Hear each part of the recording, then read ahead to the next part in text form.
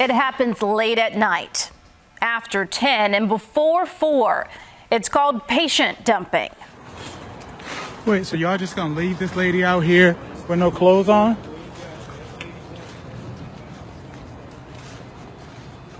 That is not okay.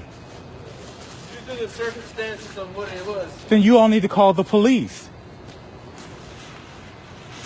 So you all are just gonna leave this lady out here like this? Are you in pain?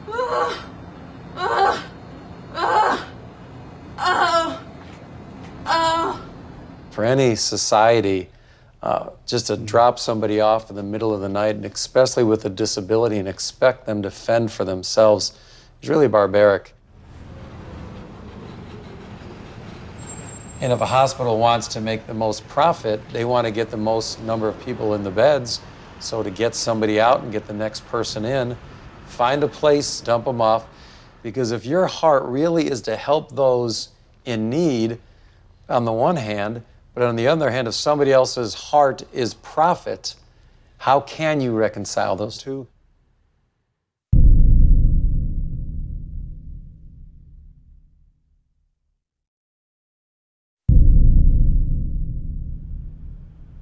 We've had people who have arrived literally in scrubs and open-toed sandals from mental health units where there's been a sort of discharge meeting at sort of 10 o'clock in the morning, 5 o'clock in the afternoon, they're put in a taxi and sent down to us. Last year we had a man who had been discharged from the local hospital 9 days after having open heart surgery.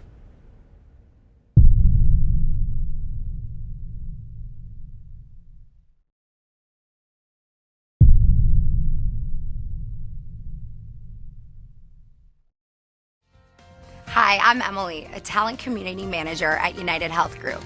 Here at United Health Group, we're providing healthcare to over 90 million people worldwide. Hi, I'm Allison, and I just became eligible for Medicare, so I signed up for a Humana Medicare Advantage and prescription drug plan. I'm excited.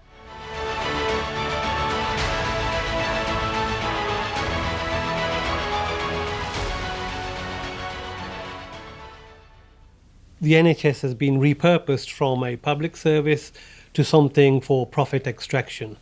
And all the changes we have seen have just been about liberating up these potential assets for the corporate raiders to take them over. Healthcare is a multi-trillion-dollar opportunity if you listen to many of the lobbyists. It is. I mean, globally, if you look at it,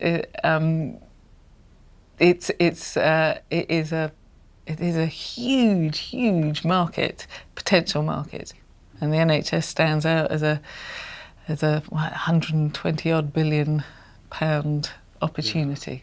Lobbyists normally lobby for one or two reasons: a threat or an opportunity, and the NHS is a nice, juicy opportunity. we share in the risk of ill health together. It's a joint project. We fund it together. We share that cost fairly. That's the essence of the NHS. What's truly worrying about the way in which the NHS is moving is that that whole essence is being fractured and undermined by the involvement of the private sector and by the underfunding process. If things continue unchecked, and this really is a juggernaut which is accelerating and seems to be in its final stages, then we will end up, I think, and we already are, in a situation where there's a two-tier system. You will never abolish the NHS. The NHS simply becomes eventually, ultimately, a third-class basic service. The biggest open secret in Britain is that the National Health Service, the NHS, is under attack. This war on a unique institution is not new, but has entered a dangerous new stage. In 2019, more of the NHS was sold to private firms than ever before.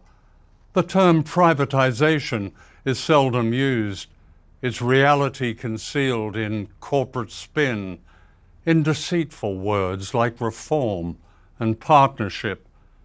Of course, the NHS may look and feel the same, and it works often brilliantly, but it's changing fast. with hospitals forced to compete and profit-making companies cutting back on vital services, especially to the vulnerable. This film is a tribute to an institution that gave freedom from fear to millions, the first of its kind in the world, a last bastion of true public service. It's also a film about democracy. Above all, it's a warning. This is Michael and Matthew Moncrief, who lost their father, Trevor, to a heart attack. Aged 66, Trevor Moncrief lived in Melton Mowbray in Leicestershire. He died after an ambulance from a private company, Amvale, answered a 999 call to his home. The ambulance pulls up and they've gone in to the house and seen Matthew performing some rudimentary first aid on my father. At which point they've taken out their machine, taken out the defibrillator, charged it up. Things look like they're going okay, and at the point at which they try to administer a shock, the defibrillator fails, causing great consternation amongst the staff, and that they need a new defibrillator on site as soon as possible. But they're unable to get hold of the people who can dispatch that. A text is sent to a call centre. They left messages with the call centre and text in the middle of an emergency. Absolutely. So no one directly spoke to someone who would actually be able to dispatch a new ambulance with a working defibrillator. The ambulance staff recommend that my brother calls the fire service to get a defibrillator on hand, because they're known to keep them on their trucks. And the fire service are dispatched to my father's address, and they arrive and they do have a defibrillator. But obviously this is all contributing to a general scene of chaos. This is all valuable time that's being lost in an extremely critical period of a heart attack. And we're still yet to hear back from the call centre at this point. So the situation's kind of descended into a harrowing farce. There followed confusion about which hospital to take Mr. Moncrief. He was taken first to Grantham and stabilised, then to Lincoln, a heart specialist centre, a journey of 45 minutes. Every subsequent action kind of went wrong. It feels as if there was nothing in place to account for this eventuality, and that from that point onwards we just entered this kind of Kafkaesque nightmare of poor decision after poor decision after poor decision, which we're certain led to his untimely passing. A report by a leading cardiologist found that Trevor Moncrief most likely would have lived had he received the proper emergency care. And what we have here is defibrillators that have been bought secondhand, that haven't been tested effectively or properly for many a month because they haven't purchased the devices with the manufacturer's guidelines, which smacks of cutting corners. It smacks of people trying to cut costs, to make profit, and not to provide the best care for people who desperately need it. In 2018, the NHS in England spent more than £92 million on private ambulances and taxis for patients. Many carry the NHS logo, but look closely. Often unknown to the public, private ambulances are frequently sent to emergencies. In 2019, the Care Quality Commission warned that patients were put at risk by private ambulances. East Midlands Ambulance Service, which employed Amvale, apologised to the family. They declined to give an interview. A Freedom of Information search has since revealed that Amvale was still in service in the East Midlands in 2017, 3 years after the death of Trevor Moncrief. Keith Salt waited almost a year for a gallbladder operation. He was in constant pain. In 2013, he was offered the procedure in a private hospital, Spire Parkway in Solihull. The NHS would pay for it. A feature of privatisation is that thousands of NHS operations are outsourced to private hospitals, many of which do not have the same facilities as the NHS, the same expertise, and the same responsibility if something goes wrong. Unlike the NHS, private hospitals like Spire Parkway have slick corporate advertising. When did you find out that something was wrong? When I actually came round in intensive care, and they were standing at the consultant was standing over saying as that experienced problems, and that was the reason for why I was where I was. What was the result of this mistake? He nipped the bile duct. It was a 75% cut in it, and I had one of the worst injuries of a bile duct that you could have without, I suppose, dying.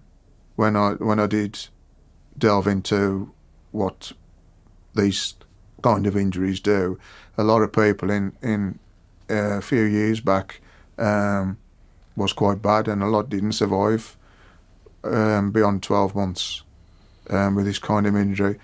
I'll just get this right. Dr. Mercer, the specialist who rescued the situation, I suppose, he came from the NHS hospital. The QE, yes. Yeah, the QE. Queen Elizabeth. But yes, it isn't until later that you suddenly realise that, unlike an NHS hospital, when there is a problem, they haven't got the backup to call on at that particular time, as you do in an NHS hospital where they've got probably several in the same field that they can call on at that time. Had you known this before, would you have gone over to it?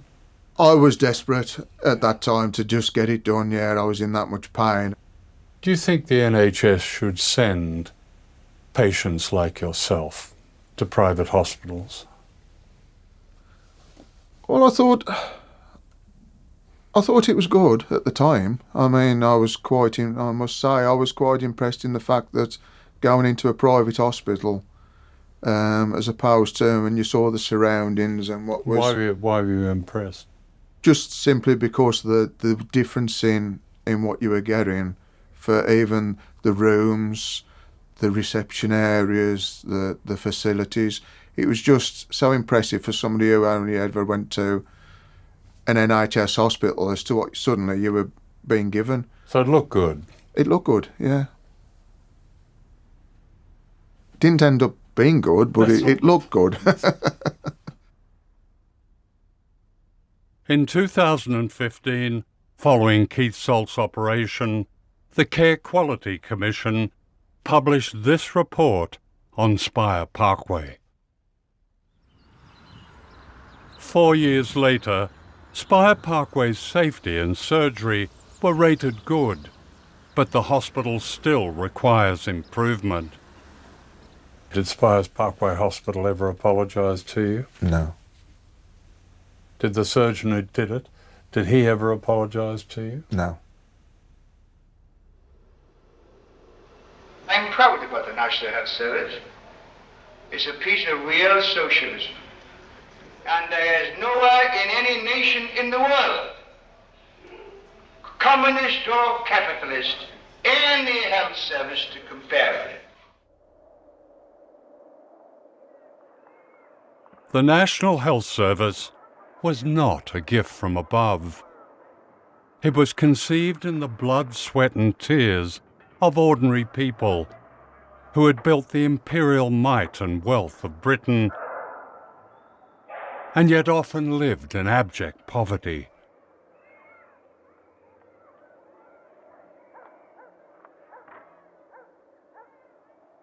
In the 1920s and 30s, modern healthcare was a luxury, Children died from Dickensian diseases.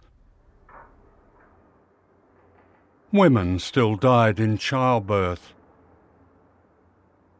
Infection ravaged slums without running water and sanitation.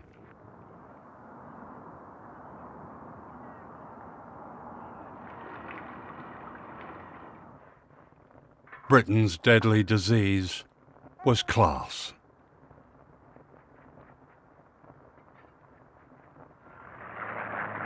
The Second World War was a political awakening for millions of ordinary men and women.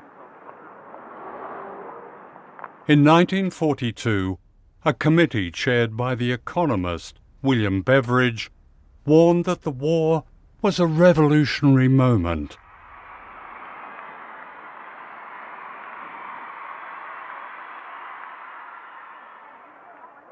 The elite were worried. What would happen when the soldiers came home? For many Britons, the war had been fought not only against fascism, but for a new Jerusalem of decent homes and jobs and healthy lives.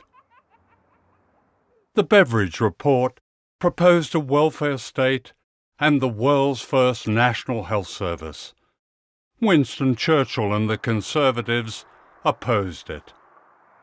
In the 1945 general election campaign, the war hero Churchill was not always welcomed in the industrial heartland. Can you hear me? When we are asked what is our policy, I can only tell you that an enormous mass of work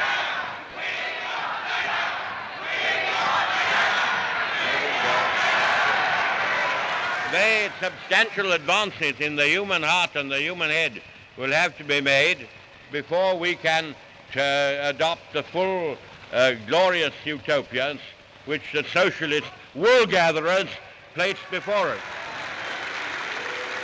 The utopian wool-gatherers would soon have their say at the ballot box, representing the majority of Britons. The soldiers' paper, the Daily Mirror, called for a vote for them, meaning the men and women who had won the war, and the right to a new freedom, said the Mirror, of equal opportunities and robust health. Labour's landslide victory was a shock. And the tremors didn't stop there and became open rebellion. In the Far East, 50,000 airmen went on strike in more than 60 Royal Air Force bases, the greatest mass mutiny in British history.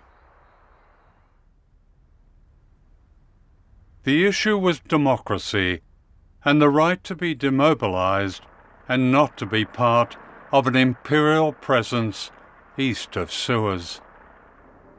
Arrested and court-martialed, the strike leaders were set free after a public outcry that symbolised a Britain that was now changing fast.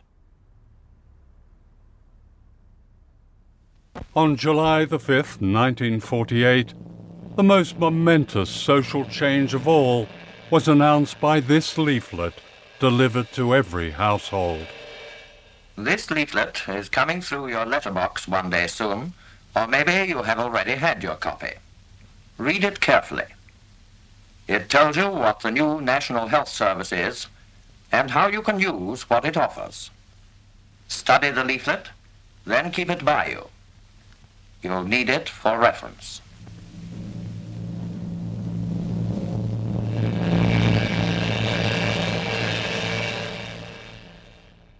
The NHS was founded in 1948 to give people freedom from fear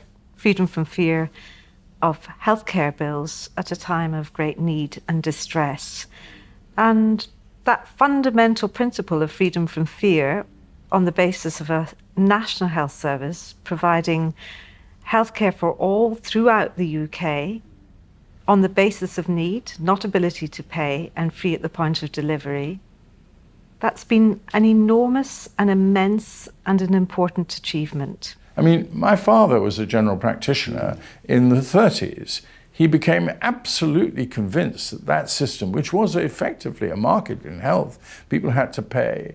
He hated asking for payment from people he knew couldn't do it. He looked on 1948 as a day of freedom when he no longer had to ask people to pay. We had something principled and almost lovely. There was a relationship between the doctor and the patient, the one-on-one, all-important relationship, nurse and patient, which is really the essence of healthcare, was one that there was no market interference, no market exchange. Creating an ethos that you are part of something greater than yourself, it is actually a collective act of genius from 1948 to 58 to 68.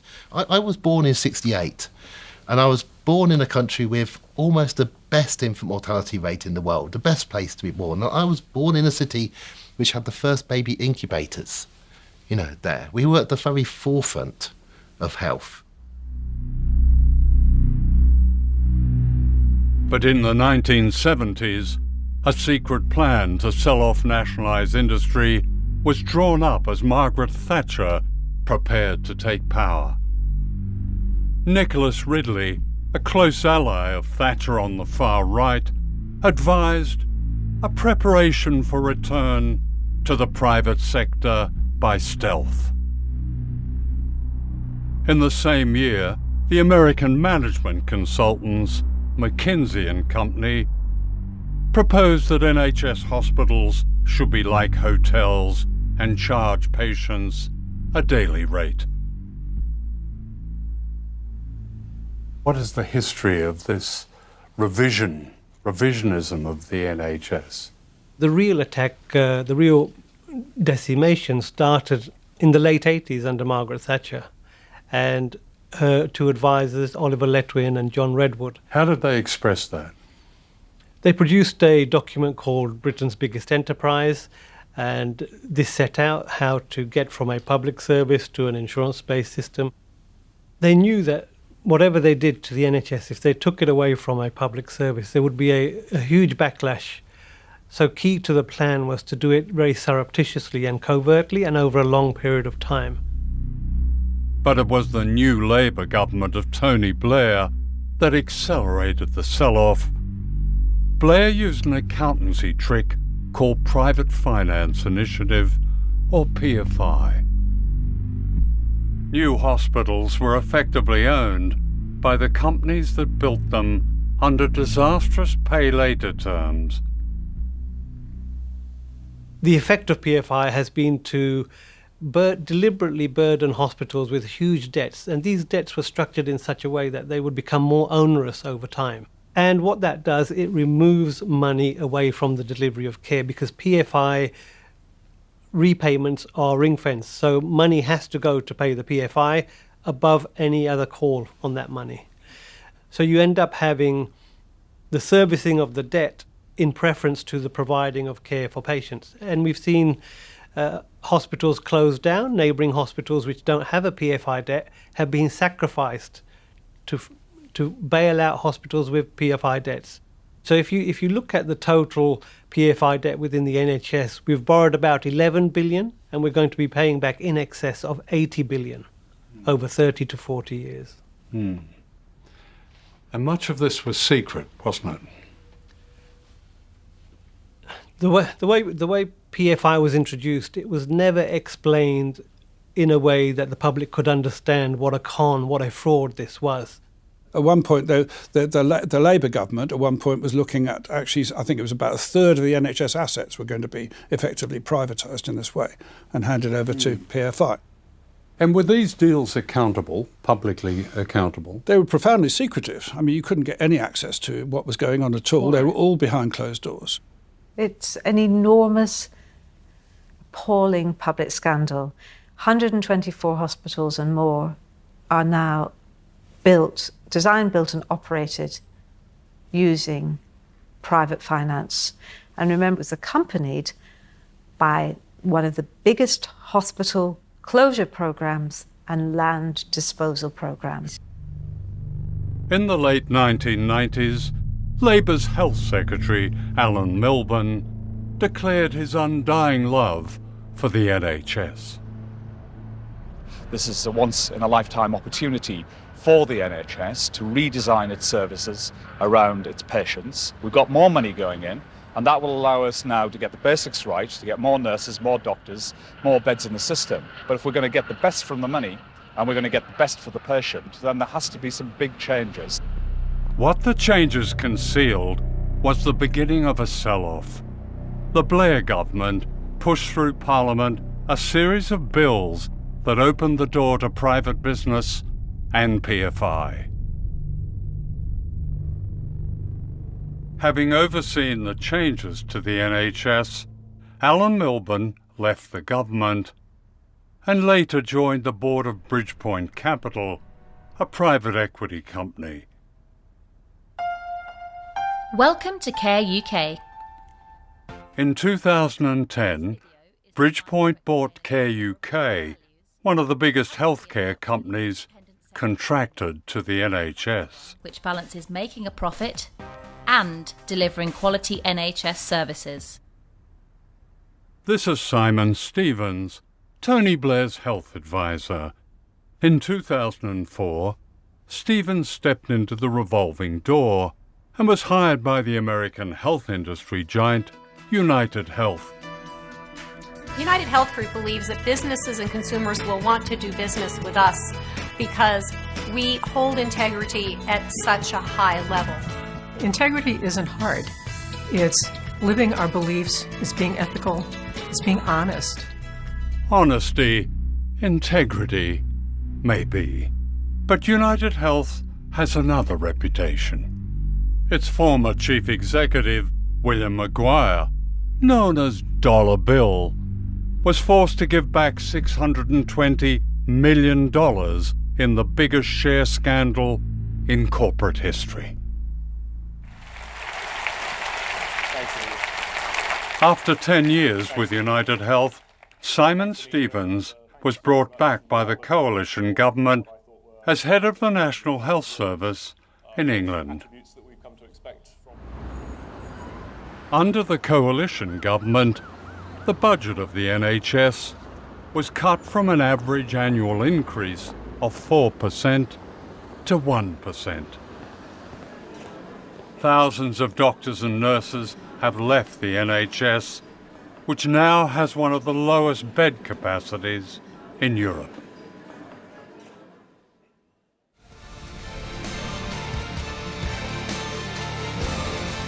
In the NHS today, one American company stands out, McKinsey, the management consultants with a worldwide reputation for helping governments reform public services. If you look at the documents that I've got from around 2010-11, so this is when they really ramp up the privatisation, the reforms of the NHS, and you look at McKinsey's involvement there, they are attending meetings of the management board, the steering group that sets up these new structures within the NHS. This is a McKinsey document. It's about designing the new system, and they have set the agenda here. This is a great document. This is them discussing the new organisational design. So you have an American healthcare model. So they're looking at Kaiser Permanente. It's lots of glossy pictures of Kaiser Permanente, smiling patients and doctors. I think the management of the NHS have become dependent on the management consultants. I think it seems to be no longer does a management ever sit down and actually draw up its own plans. They actually bring in somebody else. And at the end of the day, all you're getting is, the management consultancy kind of approach, in which, you come along, you ask a management consultant the time, he borrows your watch, tells you the time, charges you £1,000. And we've got that right across the NHS,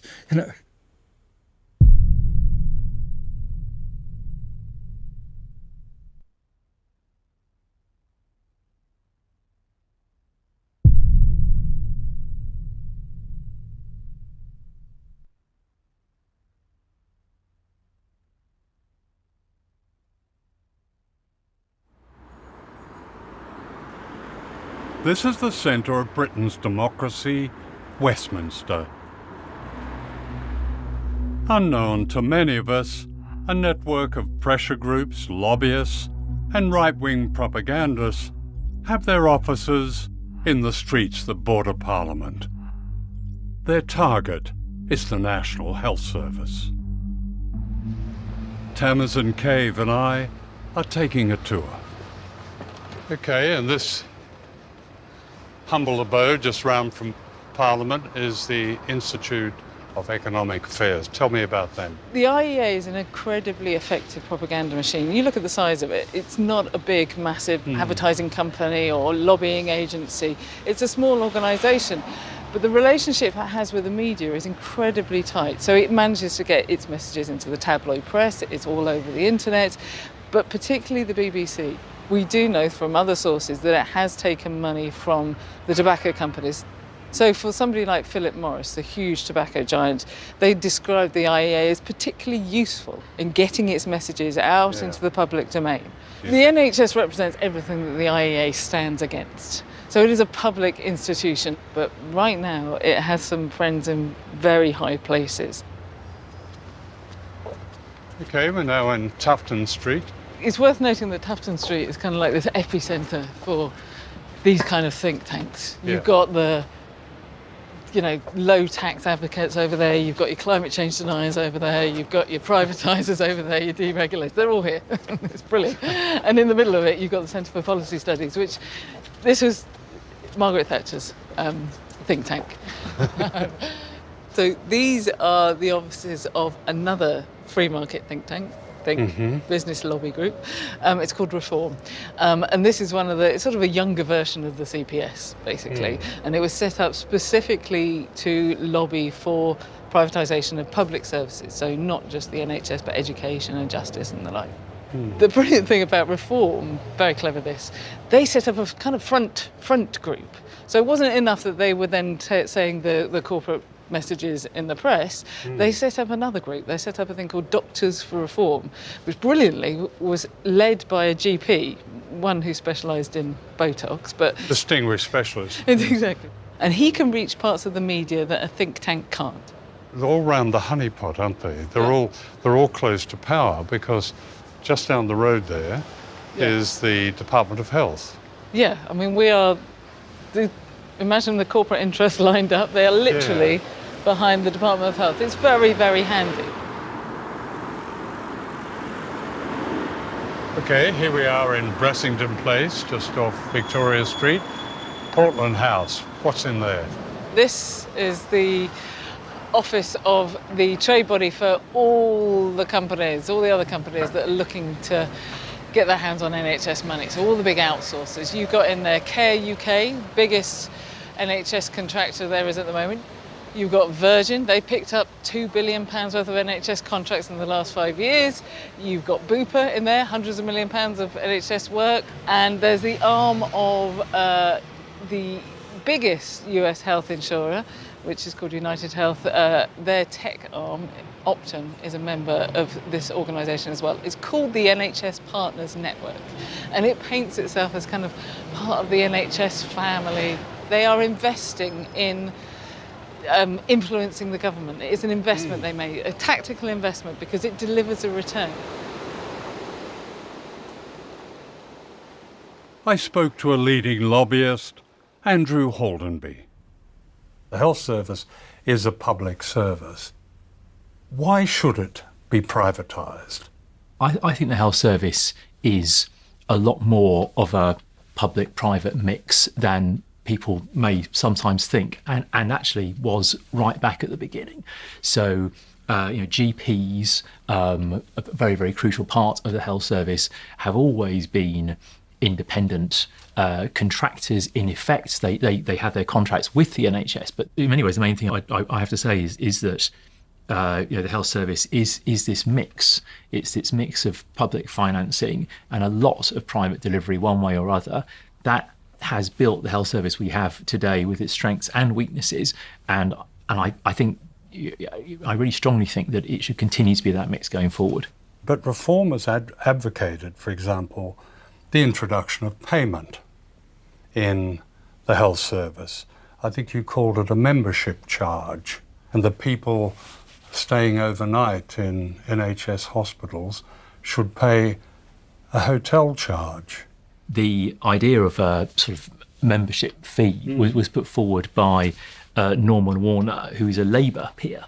What he was trying to answer the question in a pamphlet for us, how do we get citizens of this country to take their health more seriously? So he suggested, just as an idea, a £10 a month, if you like, membership fee, which is not a huge amount, but it would be enough to sort of give people, if you like, a sort of personal stake in thinking about their own healthcare. Certainly, if we think of something like technology, which will be absolutely core, it's already core, always has been core, but even going forward, it's very exciting to think what new technology can do to the delivery of healthcare. That at present can only really be done in partnership with the private sector. The new IT system in the health service was installed by private companies and was a total catastrophe. Well, yes, I think there may be one minor thing that came out of it, so we can say nearly a total catastrophe. All this wheeling and dealing behind closed doors fed into the 2012 Health and Social Care Act, which promoted privatisation and changed the NHS as never before. It's a very large act. It's over 450 pages long.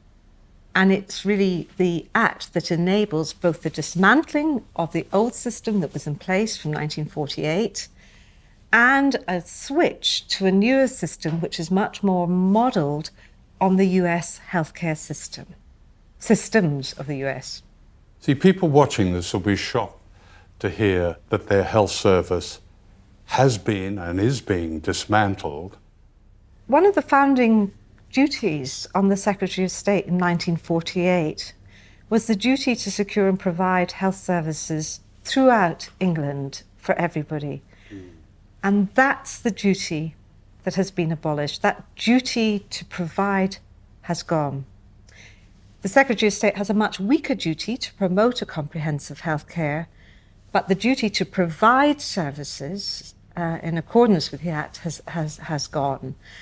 And as well as that, there is now a requirement to contract, a duty to arrange services instead, which is really legalese for contracting. And the way in which our government and NHS England is choosing to interpret it as commercial contracting. This external market created by the Conservative and Liberals in the Health and Social Care Act was a monstrous piece of legislation. It was also a grotesque lie on the British public. Both the Conservative Party and the Liberal Party went out of their way in the election to say that they were not going to have another top-down health service. And they produced the biggest and the most revolutionary change in the National Health Service throughout its history in the 2012 Act.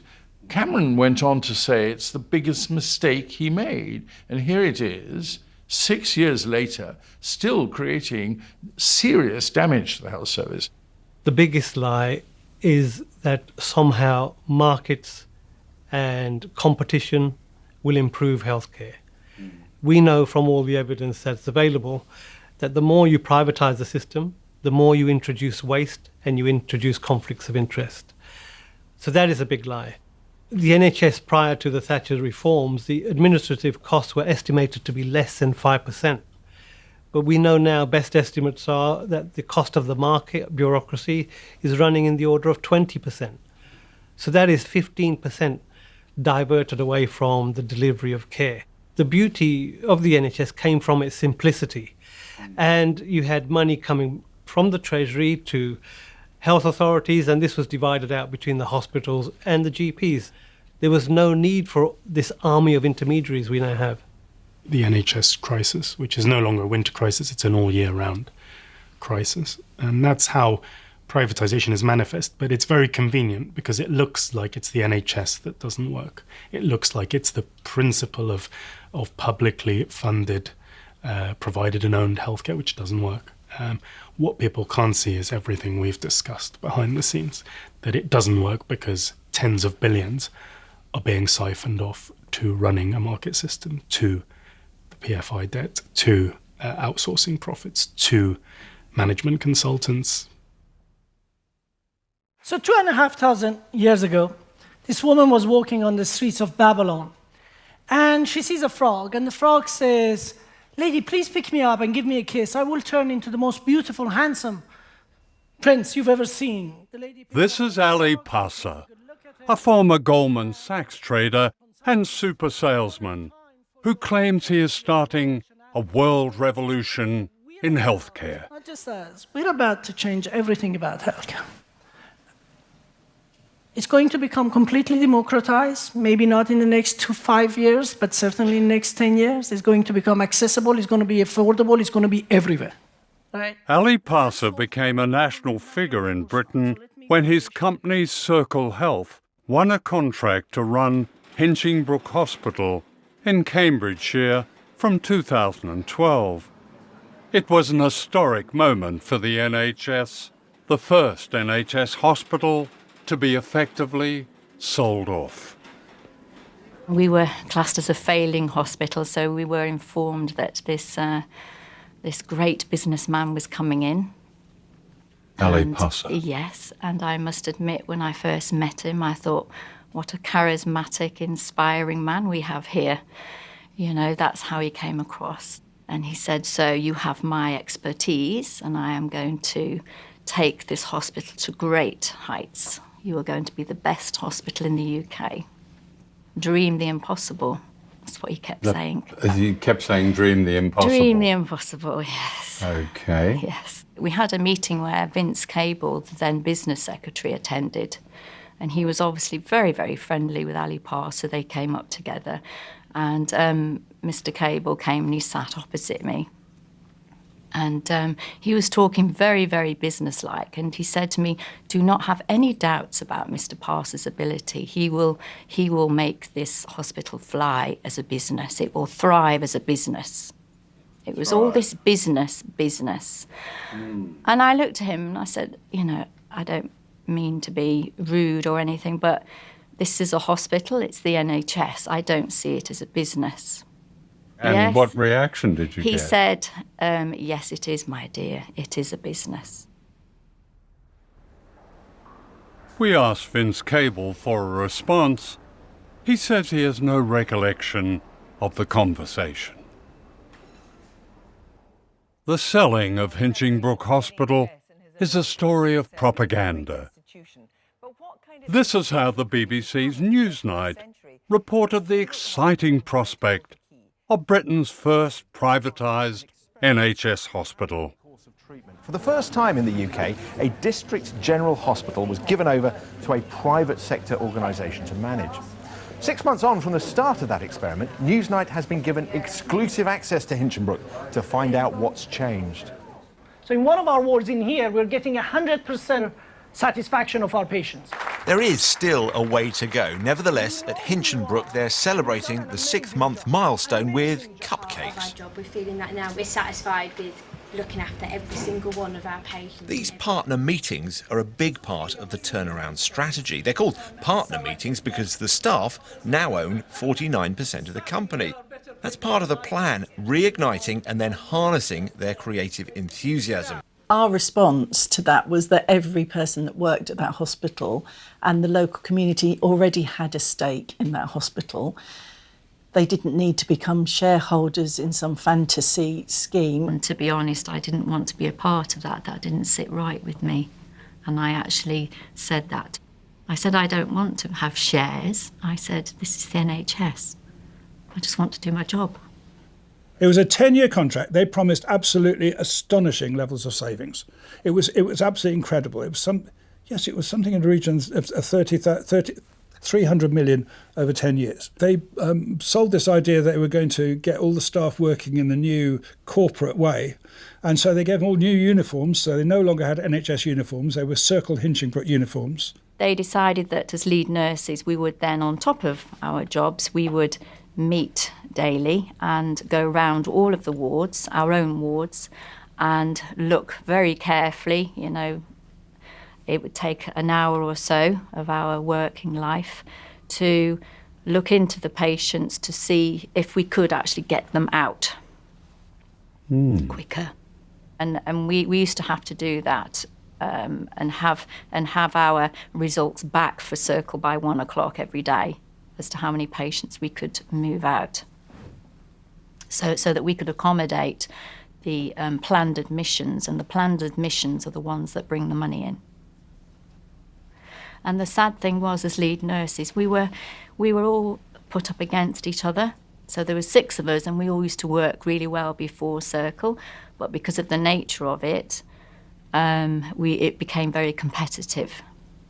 You know, in the performance meetings and in the operational meetings, it was a competition. And therefore, that cohesiveness didn't exist anymore. So if you still had patients blocking beds, as they say, then you would be failing in this competitive situation. Well, yes, and I was always a failure. I was always told that, you know, so it gets to you when you're being told that. But before 2012 was over, Ali Parsa had stepped down, taking a contractual payment of more than £500,000. In 2015, a Care Quality Commission report revealed that the safety of patients at Hinchingbrook, including children, was at risk. Circle disputed the report and says it won a national award for patient care. The Care Quality Commission were brought in, and there was a damning report produced, so bad in fact that they put the hospital, for the first time that they'd had to do this, in special measures. Circle withdrew from the contract, a dramatic failure in terms of the privatisation project. In 2015, Circle abandoned Hinchingbrook, which returned to NHS control. Why were these people allowed to run a hospital? Because what happened when they withdrew 3 years into a 10-year contract, the NHS was left to pick up not only the financial damage, but the damage it caused to the local community and to the staff who had to work through these 3 years of incompetence. One day I came into work as usual, and my brain had just switched off. My bleep kept going off, and I couldn't remember how to recall my bleep. It was as if my brain had gone. Couldn't function. Oh. So, yeah. It's okay. It's okay. It's very sad. It's a very painful memory. It's a job you loved. So it was really sad because I'd worked there so long. How long? 24 years. And I'd lost my extended family. Yeah. You know what I mean? The patients and the doctors, and it was a part of my life, and it was just gone. Hinchingbrook and the Circle debacle should be in stone given to any Secretary of State for Health in terms of what could go wrong, did go wrong. Privateers have no place in the NHS. They are there to make a profit, and, you know, patient care and health is not about making a profit. Well, doing that, I asked Ali Parsa for an interview, but his spokesman declined. Here is Ali Parsa again, promoting what he called his next project, a company called Babylon Health and its app, GP at Hand. This gives you a doctor on your smartphone or a robot. This is the Conservative Health Secretary, Matt Hancock, who believes technology offers a new utopia for the NHS. He's one of Babylon's biggest fans.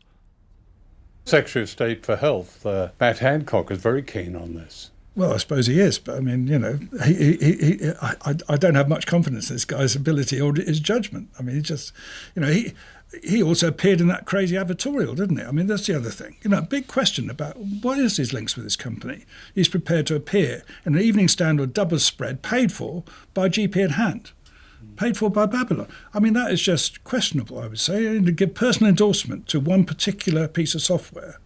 I think if you're looking at the cost of the NHS and somebody comes along and says, I've got a bit of technology here that can replace an awful lot of expensive clinicians and do their job just as well or better, particularly if you're already biased towards tech, you might be uncritically enthusiastic, which I think Matt Hancock has been.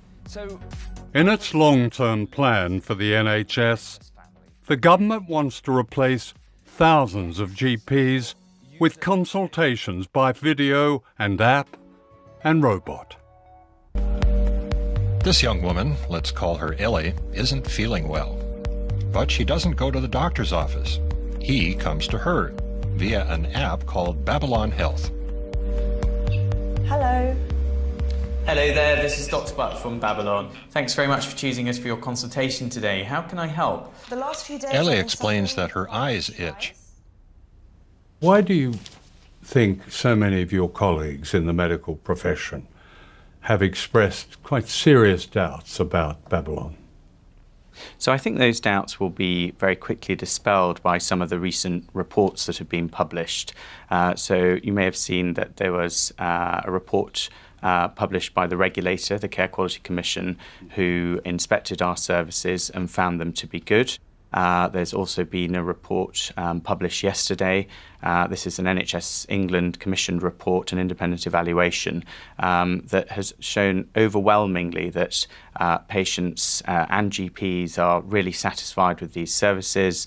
I mean, there have been quite some claims. The claim that your chatbot achieved a higher score in a medical exam than human doctors. I mean, that wasn't true, was it? So it was true for the test that we did. So the test itself was extraordinary. According to doctors working for you, I think at the time, answered only something like 15 of 50 questions. And yet Babylon claimed, as a result of that, that the chatbot had intelligence equivalence with human doctors. What we found, which was really interesting, is actually there's a huge amount of variation in actual human doctor performance, so when it comes to accuracy, and that ranged from as low as 64% right up to 94%, with an average of 80%. And then when we did the same testing with our AI products, we were able to show that the AI performed at about 80%. You've said that the majority of the medical profession are, and I think the word you used was askance at Babylon's virtual doctor. What's wrong with it? I think probably the bottom line is it's a completely mistaken idea. So it's based on the idea that you can reduce people's health problems down to perhaps some very simple sort of yes-no questions, predictably churn those through a machine and come up with the right answer every time. I think there are two big issues with that. Number one, it doesn't work a lot of the time for anything that's more than very straightforward. So when I'm consulting with patients, they may come with the same kind of symptom. And what I try and do is I try and understand what it is that's worrying them and what I need to do to be able to address their particular concerns. So it's less about the symptom and more about the person who's got it. I mean, the advertising standards has picked you up on a number of things described as misleading. One of them was it was 100% safe or 100% the best in the world. So I think sometimes things are taken out of context, and that example that you cite of 100% safe is actually accurate, but it's 100% safe in the test that we performed. Now, that doesn't, of course, mean... Is anything 100% well, safe? That's a good point. But, and that's why it's very important, that's why I'm saying, that it's all about the detail. So actually, in the particular test, the results showed it was 100% safe. But that, of course, doesn't mean it's 100% safe all of the time. And as you rightfully point out, can anything be 100% safe? I mean, medicine is a science, but it's an art, it's a humanity. And machines have no emotional intelligence. They cannot understand people. They can't understand metaphor. They can't. Probably the majority of what my patients communicate to me, they communicate not in words, but in what they do with their body, what they don't say, how they choose to answer my question. And I'm constantly understanding them through communication that's nothing to do with words. And again, a machine cannot understand human communication in that way. What we say in words is actually only a very small part, a minority of what we're actually trying to say. I mean, Babylon is the progeny of Circle Health. Circle Health has a rather notorious reputation. And I don't need to go over the details, but it took over Hinchingbrooke Hospital, and you talked about the Care Quality Commission giving you a good report. Well, it gave it Hinchingbrooke, after Circle had been there, its worst report. Of course, I can't really speak on behalf of Circle, not having had anything to do with that organisation.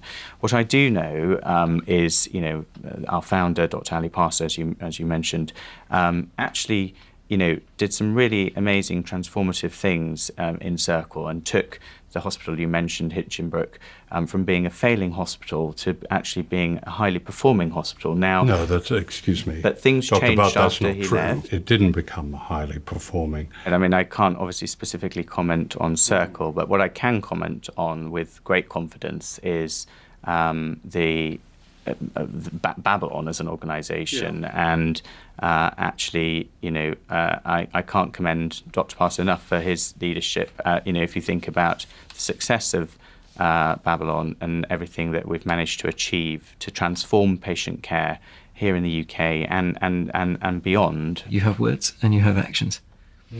And the actions are taking us further and further towards an American model. The words keep spouting out the rhetoric, but the actions are taking us further away from that public good towards the kind of American model. So the actions are what tell us what's going on.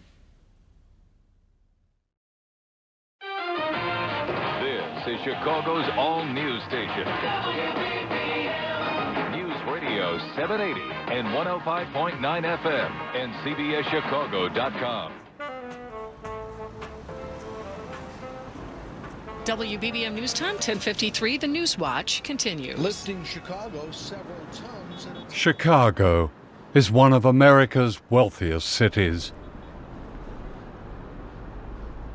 Article 25 of the Universal Declaration of Human Rights says that everyone has the right to a standard of living adequate for the health and well-being of a family, including food, clothing, housing, and medical care. In the United States, that right has yet to be granted. Instead, a group of health insurance companies dominate the healthcare industry and often decide who shall live or die. As many as 87 million Americans cannot afford health insurance, or their insurance is made virtually worthless by excess charges known as deductibles. At least 20,000 Americans die every year because they can't get treatment. And this is the system that inspires so-called reform of the NHS. It happens late at night, after 10 and before 4. It's called patient dumping. This woman says it happened to her, dumped at a homeless shelter by a nursing home alone. Had you ever heard of patient dumping before? Never. She says 2 men in a white van drove her here to the Pacific Garden Mission and dumped her right here at the mission's front gate. It was the middle of the night. She was in a wheelchair and she didn't have her medication. For any society, just to drop somebody off, especially with a disability, and expect them to fend for themselves is really barbaric. And when we saw these things happening, we were appalled at that practice. In the United States, the dumping of patients is so common that this hospital patient was caught on CCTV being dumped at a refuge. People just want to get rid of the person, and at whatever cost, find some place where somebody can go to and just dump them and get out of there. Let's move on to the next person. And if a hospital wants to make the most profit, they want to get the most number of people in the beds.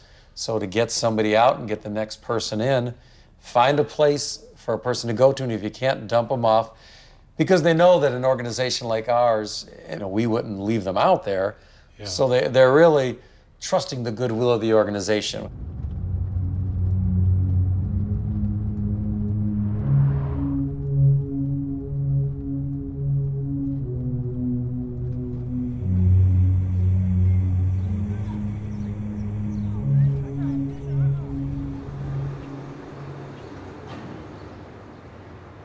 On the other side of Chicago, in what is known as Skid Row, is Franciscan House, a former broom factory that's another refuge for the unwanted sick dumped by hospitals. They do their best here, but it feels like a warehouse for expendable people. When this is full, how many does it This dorm here is 148. Right. All right. What happens to people who have no health insurance, or maybe have health insurance, but it's not adequate? So it's not like the hospital calls us and says, this person's coming over. We're going to dump a patient. And this is these are the issues, all right? No. Their driver's going to come by the front door and is ready to just drop them off right there. Some of them have possibly had some surgery. Some of them might be psychiatric patients. Yeah.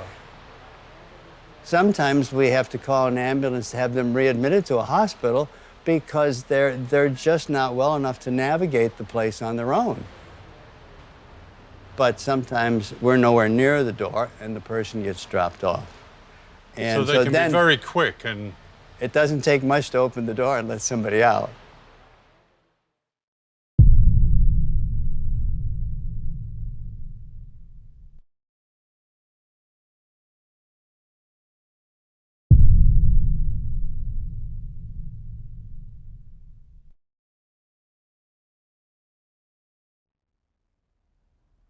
Wendell Potter was the chief public relations executive of Cigna, a giant health insurance company.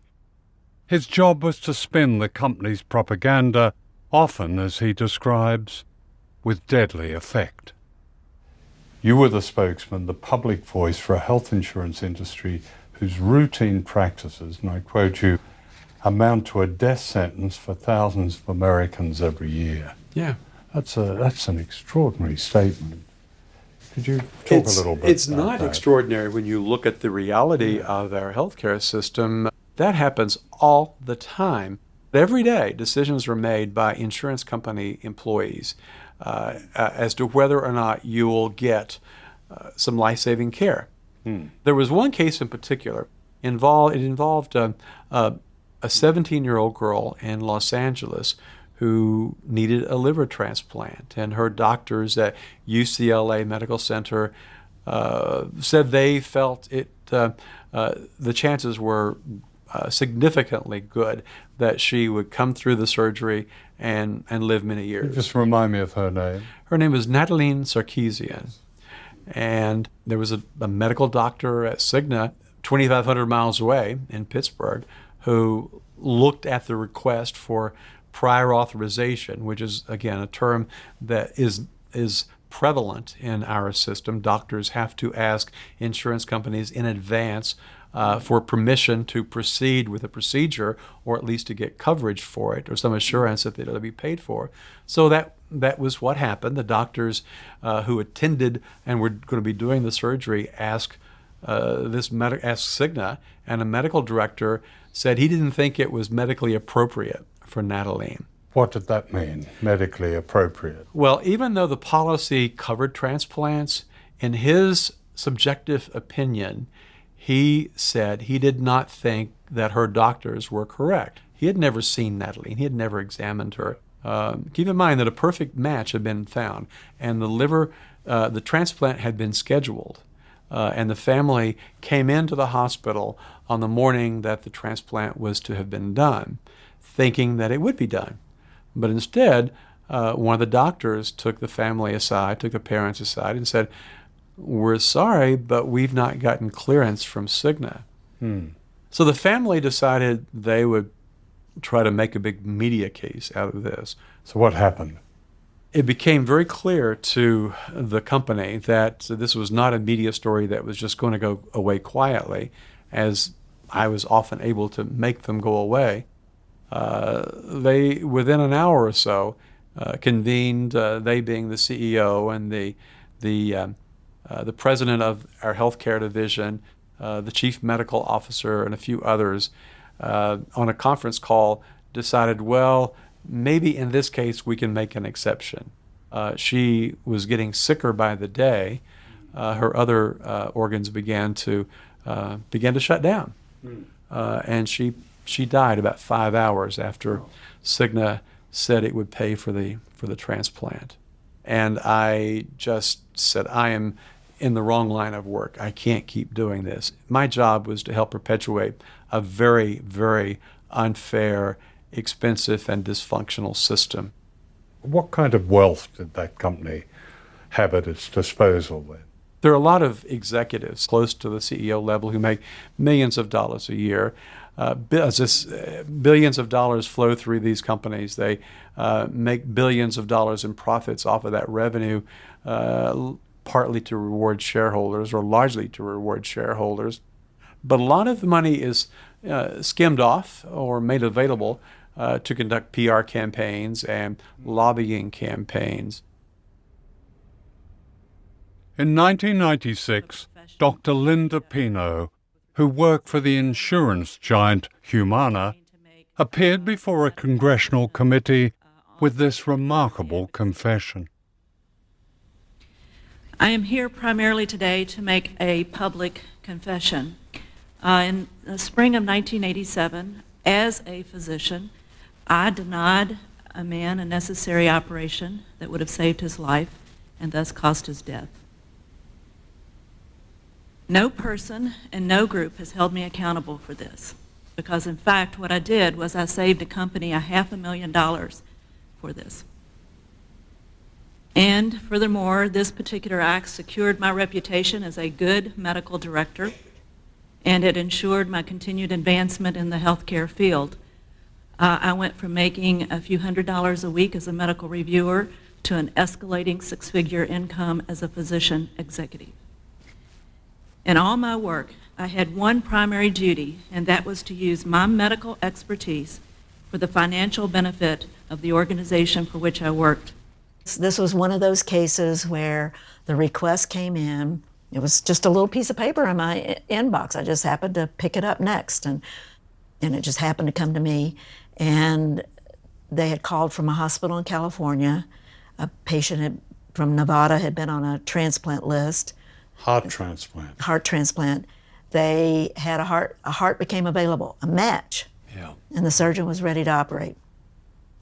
So I called, and I thought this is just a formality because nobody would do a medically unnecessary heart transplant. You couldn't get through the transplant process. So I talked to him, he explained the situation, they had a heart available, they called him, they got him, to this hospital. So I approved it. So I stamped my little approve on it, and then just everything went to hell because it was a $500,000 transplant. So then all these people start rushing in. We got to figure out a way to deny it. We can't pay for it. You got to call the doctor back. I'm a physician. I know what the consequences are going to be to this man who doesn't get his heart. He's going to continue to deteriorate, and his congestive heart failure could last 2 days, 2 years, but he's been consigned to cardiac hell. I mean, he's going to slowly deteriorate. And whether he died 2 days later or 2 years later, I participated in consigning this man to death. I mean, I signed his death warrant. I would try to do the best thing I could do as a physician, but I was always coming up against this huge machine that was just grinding away to keep patients from getting what they needed, because that costs money. I mean, the whole purpose was to make money. That's the risk for all these other attempts at privatizing portions of something like the NHS, is when you begin to hand over the benefits, the funds, to these private companies to manage. I mean, their goal is going to be to make money, not to provide better care or more care or appropriate care.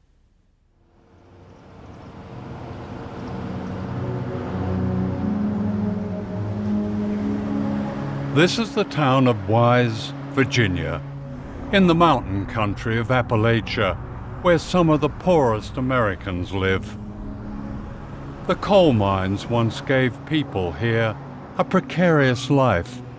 Today, many are unemployed and unwell.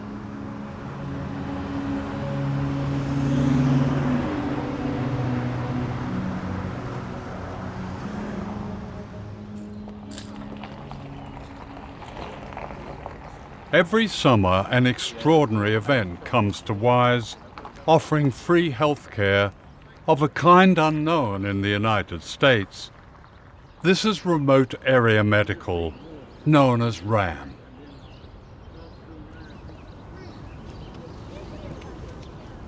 It's a wonderful community that comes together and that actually looks out for each other. Yeah. They come in, we greet them in the morning, starting at 5, 6 o'clock in the morning. To come through and we register them. We don't ask them identifying questions. Yeah. We don't care if they have insurance, we don't care their income, demographics. We just ask them, where does it hurt and how can we help you?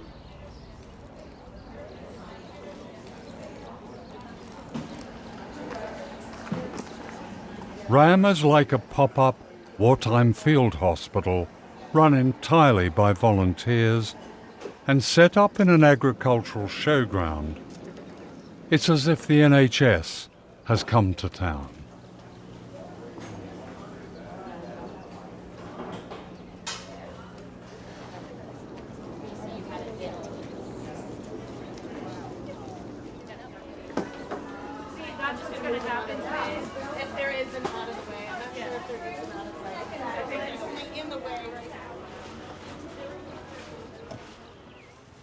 People wait for days for the clinics to open, sleeping in their cars. Most of them have no other hope of medical care. You're going to stay in the car tonight? Yep. Yeah. So who are you seeing tomorrow? Dental tomorrow. You got some urgent problems? I actually chipped a tooth a week ago, and he's got a feeling she's just got a cleaning because the school does free stuff for the middle school. Are they asleep in there? He's out. It's actually peaceful here, so. It is peaceful, isn't it? We're supposed to meet up with the plastic surgeon that did her removal of her little bump on her head last year, and so he could see a follow-up of what it looks like this year, so he could see how it turned out. So. Okay, what would that have cost you to have that done? Probably several thousand, especially to get somebody like him, because he's actually a really well-known plastic surgeon from Charlotte. Yeah. So to get him would probably several $1,000s. Several $1,000s? Yes. Whereas here you get it for free. Mm-hmm. My sister is actually utilizing this because she has no health insurance, and she's a veteran still fighting to get benefits for that. And so we brought her here to get dental work because she can't afford health insurance. Can't tell you how happy I am to be here right now, and because I have some abscessed teeth that I've been dealing with for the last couple of years. So you're going to have your teeth looked at? And I have Crohn's disease. And you have Crohn's disease? I have Crohn's. I have a lot of medical issues too, and I've been off my medication because I can't afford it. without What health does your insurance. medication cost? See, the last time I had it was about 6 years ago, and just for 2 bottles, they were $490-something a piece. Oh, and that would, how long would that last you? That would last me a month. And that's only part of my meds. My cholesterol's high. I'm about $1,500,000 in debt for medical bills, but I've been sued. My credit is destroyed from medical bills. Right. And so I couldn't even buy one room. My credit is so bad. I've been sued and I just don't pay them. I can't. Yeah. So Yeah. this is wonderful because Appalachia really needs these kind of clinics, and I didn't know about them till 2 years ago. And tonight we're just going to sit in the car all night and wait. So you're sleeping here tonight? Yes, yeah. And you've got your ticket for tomorrow? Yep. Tell me why you're here then. Glasses and dental. Mm-hmm. You're getting a full health checkup. Mm-hmm. Why do you feel you need that? Yeah. Well, diabetes runs rampant in my family. So with this service, it gives the opportunity to stay one step ahead of it. Yeah. What are you mostly concerned about? Neck, back, 7 bulging disc, permanent pinched nerve in my back, and there's nothing they can do surgical-wise to make it better. So I miss out there helping people, but... You have a lot of pain, then? Yeah, a lot of pain, yeah. And who will you see tomorrow? I'll be seeing the neurosurgeons and those people in the medical, and then over to vision to get my vision done, because I got glaucoma on my left eye. What would that cost you to get that kind of treatment outside? Outside, you're looking at just for the surgical part about $1,000 each visit, somewhere around there. So this is like one of the best things here wise that they do every year. It's only this free healthcare here that offers you some kind of solution. Yeah, it helps a lot. Not just me, my wife, everyone else that's here that's camping out tonight. I wish you well for tomorrow thank you. and that everything goes Y'all too. really to plan for you and your wife. Thank you.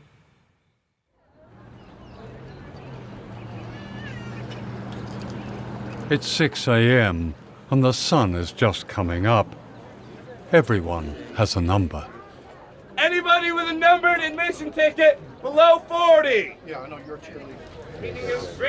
41, 42, 43, 44, 45. We're offering mammograms, pap smears.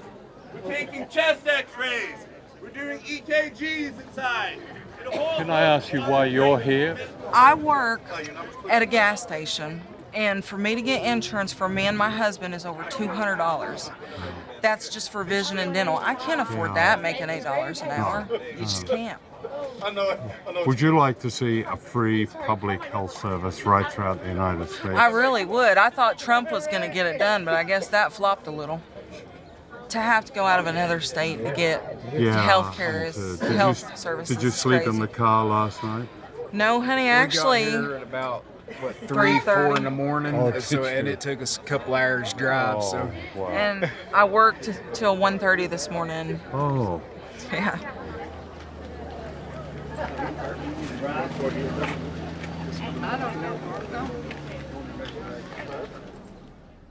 RAM was founded in 1985 by the late Stan Brock, a Londoner who believed passionately in the right of people to health care, regardless of their ability to pay. Stan was the world's expert on free health care. It had to be free. It had to be real care, high quality. He didn't want us to tell somebody to go find a doctor or a dentist. Stan was the guy who could inspire the workers.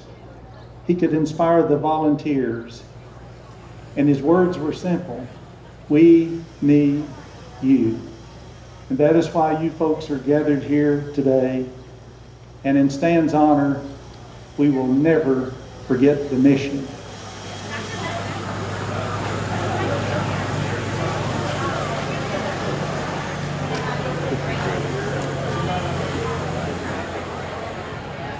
This is one of the most economically deprived parts of America. The coal industry boomed in years past and has mostly declined. We have some counties out here that have no dentist, and there are lots of specialties that we don't have at all that cities take for granted. The nurse practitioner at the health wagon wanted me to come because I have chest pain sometimes and my blood pressure is like uncontrollable.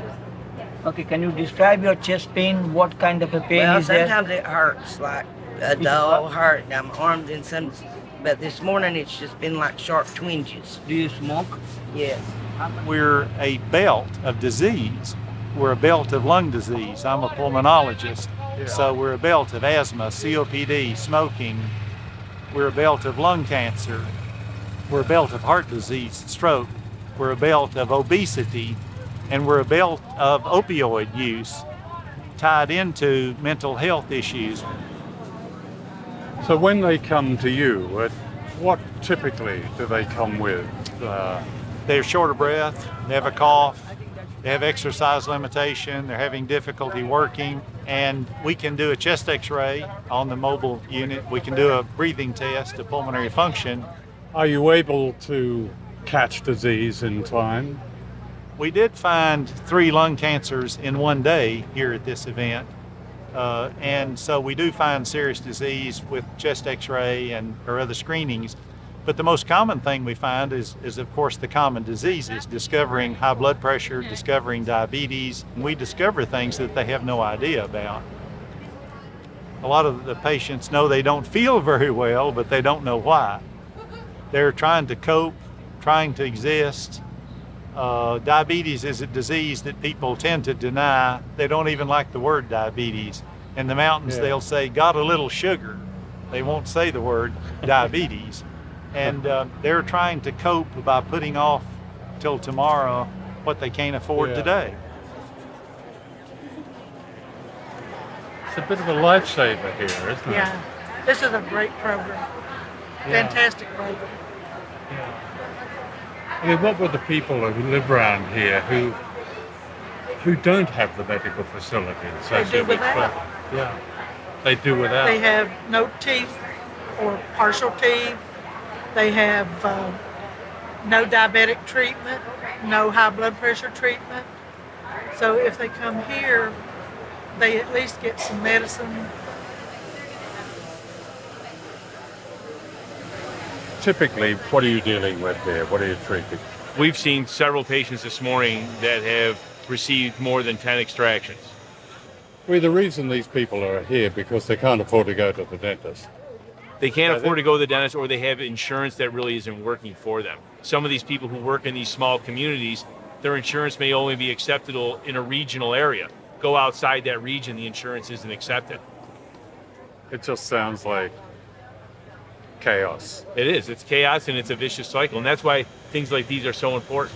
Sandbrook was quoted yesterday about the famous quote of all healthcare should be free. Right.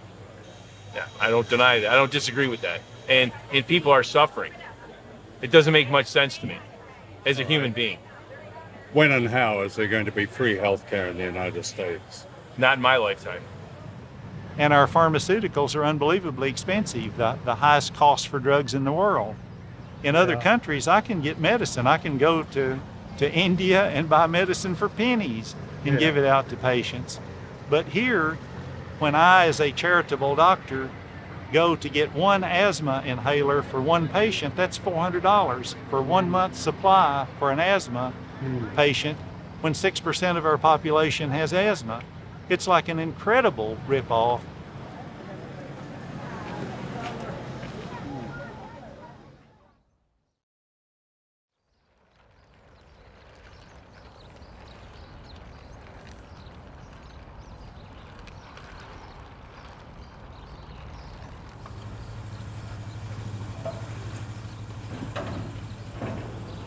And then they were gone, wrapped up in a few hours. The lesson for us on the other side of the Atlantic could not be clearer. Could the NHS be reduced to charity that comes and goes, like this extraordinary event in Virginia.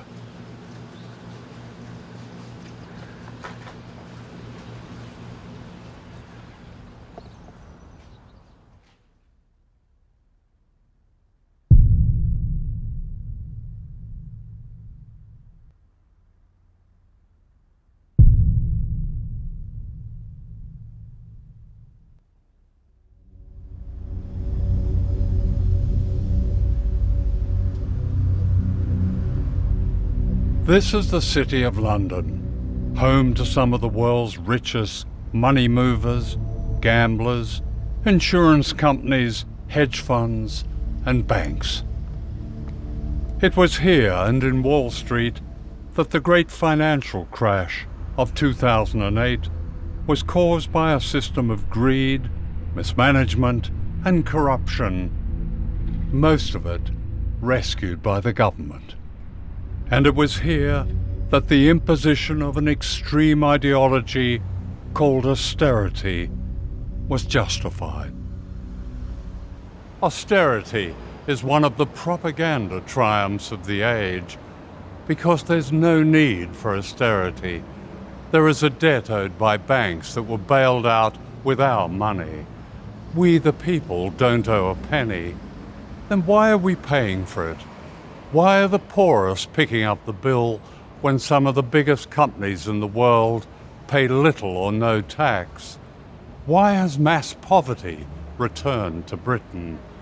Why are the very premises of civilized life, of which the National Health Service is a beacon, being run down or put up for sale? Why, according to one study, is there the greatest rise in mortality in 50 years? The study undertaken by you and your colleagues gave up some really damning evidence that thousands of excess deaths in England and Wales were linked to cuts in the health service. In the first 7 weeks of 2018, an additional person died every 7 minutes.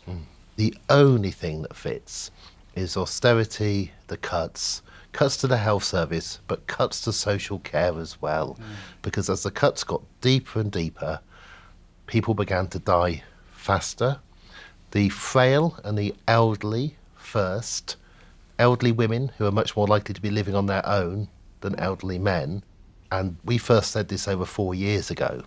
And the cuts continued, and then life expectancy itself began to drop. You're talking about 120,000 people so far who have died earlier than they would otherwise. For child and infant mortality, we're ranked, well, neonatal deaths, we're 19th in Europe.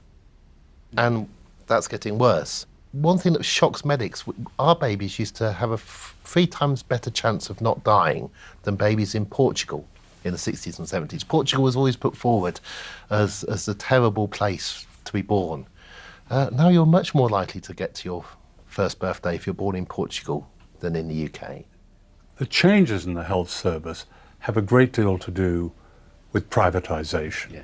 The change of the character of the health service has much to do with that. Yeah. And in making this film, we found that it's much more prevalent, certainly than I realised. What's the impact of that? When you think you're part of something which is truly precious to people, that's when you work longer hours that you're not paid for. That's when you spend another minute with somebody that you wouldn't otherwise. Turn it into a business where their customers are not patients. And, you know, the same way that most people treat their jobs, it's how you get paid, but it's not a vocation. And that's very dangerous with health, because you really want the people looking after your health to actually care about you, not care about when they're going to be going off shift.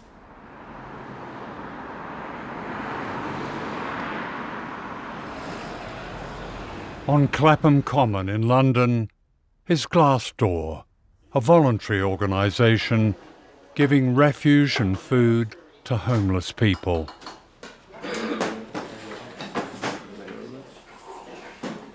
For some of the people here, their predicament bears a striking likeness to patient dumping in the United States. We're getting a lot of emergency discharges from local hospitals.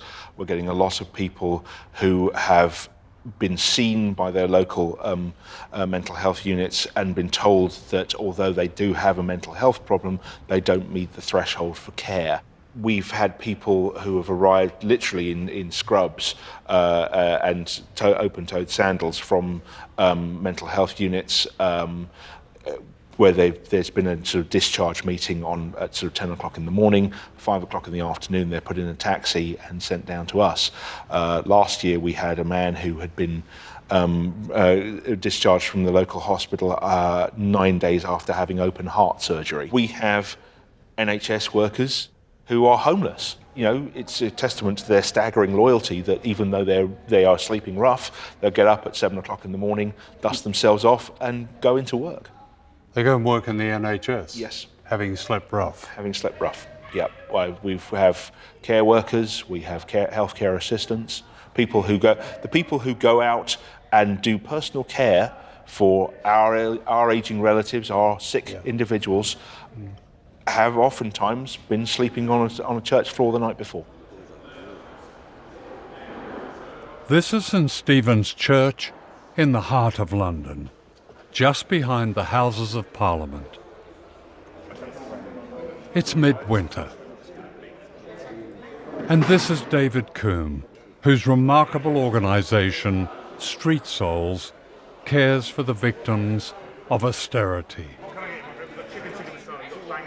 With hot meals, clothes, glasses that people can no longer afford, and above all, a warm place where people can feel human again. David, just describe Street Souls and how it began. What I really wanted to do was a compassionate act involving my two younger children at the time, who I think were 6 and 8 maybe at the time. And I said to them just before Christmas, I said, we're not going to buy Christmas presents this year, boys. We're going to buy sleeping bags for the homeless people, and we're going to take soup and sandwiches out to the homeless, which of course didn't go down too well, as you can imagine, with young lads. We got a big van full up with sandwiches and soup and literally drove around London, and we did this several times. What struck you at first about the people you met? That they were just like me. One thing that was very apparent was it's not as portrayed in the media. There's not drunk, everyone's not drunk, everyone's not a drug addict. In fact, I'd say that was a minority, you know, totally the opposite of what most people would probably believe. A lot of these people just had misfortunate events in their lives. That direct connection between political decisions and homelessness, that's something you see, isn't it? Yeah, very much so. You know, in 2010, Westminster City Council tried to pass a bylaw within central Westminster to make it illegal to sleep rough and punishable by, I think it's a tariff fine of £500, you know, which is kind of crazy. A homeless person's not going to have £500, but also illegal to feed homeless people. What's the direct connection between austerity and the people that you help here? The lack of aftercare is something that I've noticed. You know, some of the guys we have here have had some quite major operations, are effectively turfed back out on the streets. Give me an example. Well, I've got a fella who has had a couple of knee operations, and what he calls home is a janitor's closet of 7 foot by 4 foot in a block of flats, you know, and that's where he goes, that's where he convalesces. Another lovely chap who had, I'm not sure what surgery, but major surgery, so his chest looked rather like a sort of a quilt. Had to go in a place he was given 5 stories up with no lift, immediately having this operation where he had 140 stitches or whatever. And it's just so wrong. It's, you know, it's in out, you know, it's free up the beds and, you know. You know, the life expectancy on the street is 47 years old, you know. 47. It's heartbreaking because the bar is set so high now on who you can admit to hospital because there are so few hospital beds. You know, it really is a case that unless you're threatening to imminently kill yourself, or you're psychotic to the point of just incredibly disturbed as an individual, or a threat to other people, then you're sent home. And unless What if home is not a home? What if it's in the streets? Well, it's just heartbreaking. I mean, there's been a lot of occasions when I've had to send someone out onto the streets, and you just send them out into the night and you don't know what's going to happen to them. John Watts works with David Coombe as a volunteer. We are on his regular run to check on people with nowhere to sleep in near freezing temperatures, but on the streets. We've created a have and have-not society, and we don't like to particularly see ones who have not. David was saying that life expectancy of people on the streets was 47. Yeah. How long has he been there, do you think? Months. Months. Yeah. Excuse me, are you part of the crew? I'm part of Street Souls. Have you got a spare I sleeping need to bag? get one. I've just come out of the jail. Haven't I got need a one. sleeping I've got bag. one sleeping bag left. Oh, Thank you. you. All right. Baby, I haven't got one. What's Please. this one? In, Oh, please. I'll Please, be baby. back in 2 weeks. Yep. 1, you can't use the toilet. 2, you can't get housing. 3, we're having a nervous breakdown. And it's not good. What's wrong? What happens to their health? It deteriorates rapidly. They suffer from all sorts of things, and their mental health suffers. They don't sleep enough. They only get a couple of hours sleep because they're either moved on or they're nervous about people. And it's just a downward spiral, basically. Yeah. For those who are not used to being homeless, to sleeping on a cold pavement, that must be a shock. I think it would be a shock for anybody. Anybody. It's bad enough in the summer, and in this weather and in these temperatures. Yeah. I just find it unbelievable in the 21st century. But, Yeah. yeah. Why is this happening in 2019, middle of London? Sorry. We stopped filming when the frustration of one rough sleeper spills over. Okay. Okay. Sorry. Okay. Sorry.